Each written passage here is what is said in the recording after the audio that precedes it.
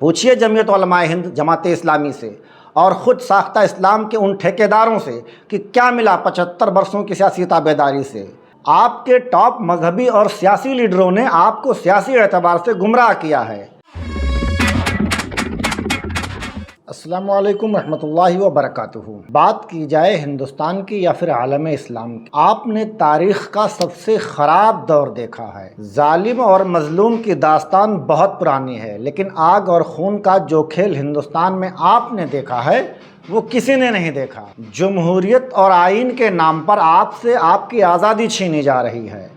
گنگا جمنی تہذیب کی آڑ میں آپ کے سامنے خون کی ندیاں اور لاشوں کے ڈھیر لگا دیے گئے۔ گھر واپسی تحریک نے آپ کے 8 لاکھ سے زائد بیٹیوں کی عصمتیں لوٹ کر انہیں مرتد بنا دیا۔ کشمیر سے کنیا کماری تک ایسی کوئی جگہ نہیں جہاں آپ کی بربادی کی سازشیں نہ کی جا رہی ہوں۔ معاف کیجئے گا، میں آپ کو اندھیرے میں نہیں رکھ سکتا۔ تلخ حقائق پر تصورات کے حسین پردے ڈال کر آپ کو غفلت کی نیند سلانا یہ میرا کام نہیں ہے۔ دہلی سے لے کر یوپی بہار تک، مہاراشٹر سے مغربی بنگال تک، آپ کے نام سے منسوب ہر شہر ہر گاؤں کو مٹایا جا رہا ہے۔ آپ کی بستیاں تباہ کی گئیں، آپ کے گھر جلا دیے گئے۔ معصوم اور بے گناہ مسلمانوں کی لنچنگ اب عام بات ہے۔ ناری کو دیوی کا روپ بتانے والے مسلم عورتوں کی عزتیں پامال کر رہے ہیں۔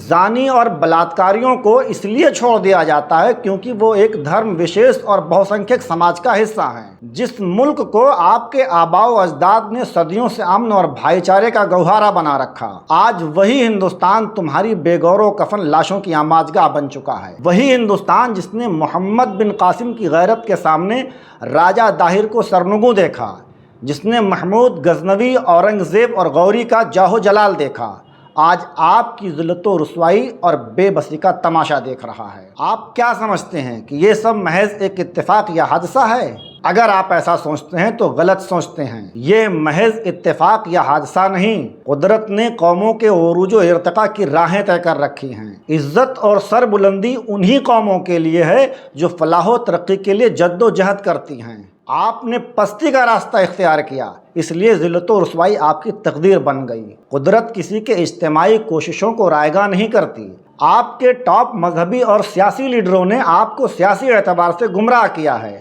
بابری مسجد کا تالا کھولے جانے سے اس کی شہادت تک، عدالت کے فیصلے سے گیان واپی کے ممکنہ تباہی تک، آپ کی اپنی کوتاہیوں اور غلط کاریوں کی سزا ہے۔ آپ نے بھیڑوں کی زندگی اختیار کی اور بھیڑیوں کے ہاتھوں ہلاک ہو رہے ہیں۔ کوتاہی اور خود فریبی کے باعث آپ ایک ایسے دشمن کے ہتھے چڑھ گئے ہیں جس کے خود ساختہ دھرم اور اخلاق میں کمزوروں کے لیے رحم یا انصاف نام کی کوئی گنجائش نہیں۔ آپ کا دشمن سنگھ پریوار نہیں ہے جس نے سسٹم کو فالو کر کے اپنی آئیڈیالوجی کے نفاذ کا راستہ ہموار کیا ہے۔ آپ کے دشمن آپ کی وہ سیاسی اور سماجی اور مذہبی رہنما ہیں جنہوں نے طاغوت کی تابعداری میں نجات کا راستہ تلاش کرنے کا گناہ عظیم کیا ہے، جن کی آئیڈیالوجی نے مسلمانوں کو سیاسی اچھوت بنا دیا اور خود تمہاری لاشوں کے ڈھیر پر اپنے عیش و عشرت کی عمارتیں کھڑی کر رکھی ہیں۔ پوچھیے جمعیت علماء ہند جماعت اسلامی سے اور خود ساختہ اسلام کے ان ٹھیکیداروں سے کہ کیا ملا 75 برسوں کی سیاسی تابعداری سے۔ جن نام نہاد سیکولر پارٹیوں کو مسلمانوں کا ووٹ دلایا، اب کہاں ہیں وہ پارٹیاں؟ کہاں ہیں راہل، سونیا گاندھی، لالو پرساد یادو، ممتا بنرجی اور اکھلیش یادو؟ آخر یہ لوگ مسلم مسائل پر اب کیوں نہیں بولتے؟ یاد رکھیے، جمہوریت اور آئین کے نام پر پہلے آپ کے آباء و اجداد کو چھلا گیا اور آج تک یہ سلسلہ جاری ہے۔ آپ انہی نام نہاد سیکولر پارٹیوں پر بھروسہ کر لیتے ہیں جنہوں نے آپ کے باپ دادا کو سیاسی اعتبار سے گمراہ کیا ہے۔ آخر کیوں جمہوریت اور آئین کی لڑائی آپ دوسروں کے سہارے ہی لڑنا چاہتے ہیں؟ آپ اپنی الگ سیاسی پہچان کیوں نہیں بناتے؟ قوم دن بدن تباہی کا شکار ہو رہی ہے اور دردمندان قوم احتجاجوں اور مذمتی بیانوں کے نسخے آزما رہے ہیں۔ گجرات قتل عام ہوا تو احتجاج کیا، بیرٹ ملیانہ، ہاشم پورہ اور مراد آباد فسادات ہوئے تو احتجاج کیا۔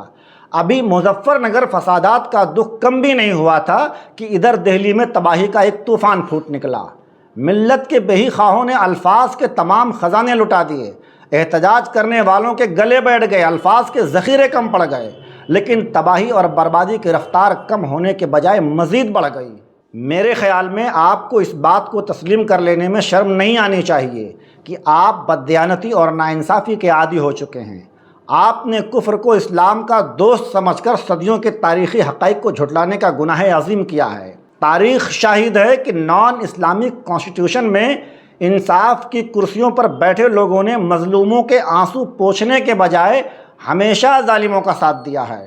یاد رکھیے، عدل اور انصاف صرف انہی کے لیے ہے جو ناانصافیوں کے خلاف لڑنے کی ہمت رکھتے ہیں۔ آپ کے درد کا علاج احتجاج اور مظاہروں اور کانفرنسوں میں نہیں ہے۔ آپ کے مخالفین حالات کے مطابق اپنا طریقہ کار بدلتے رہتے ہیں، لیکن ان کے مقاصد میں کبھی کوئی تبدیلی نہیں آتی۔ آپ کا دشمن ہندوستان کی تقسیم پر راضی تھا یا نہیں، یہ ایک الگ بات ہے، لیکن یہ بات 100% درست ہے کہ وہ بھارت کو قلبی ہندو راشٹر بنانے کے منصوبے پر کام کر رہے تھے اور آج بھی اپنے اسی منصوبے کو حقیقی شکل دینے میں مصروف ہیں۔ آپ نے حالات سے لڑنے کے بجائے نام نہاد سیکولروں کے سامنے ہتھیار ڈال دیے۔ جو سیاست قوموں کے فیصلے کرتی ہے اس میں آپ ہیرو سے زیرو ہو گئے۔ نتیجے میں فرقہ پرستوں نے آپ پر گھیرا اتنا تنگ کر دیا کہ اب آپ کی حالت یہ ہو گئی ہے کہ جینے کو ہی آزادی سمجھ رہے ہیں۔ اگر آپ اپنی مظلومیت اور بے بسی کا ڈھڈورا پیٹ کر حکومت سے کچھ رعایت حاصل کرنا چاہتے ہیں تو آپ کو دلتوں اور پچھڑوں سے سبق لینا چاہیے۔ جب تک دلت لیڈرشپ مضبوط تھی، دلتوں کو گھوڑی چڑھنے سے روکنے کی کسی کی ہمت نہیں تھی۔ سماج وادی پارٹی کی حکومت جاتے ہی پچھڑوں خاص کر یادو برادری کو بھی نشانہ بنایا جانے لگا۔